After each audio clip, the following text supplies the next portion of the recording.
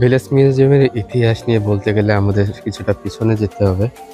চালটা তখন 1956 তার আশেপাশে।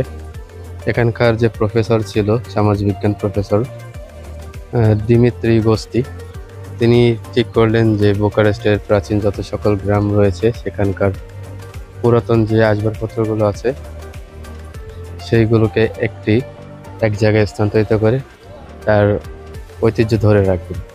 তো যেমন ভাবা তেমন কাজ।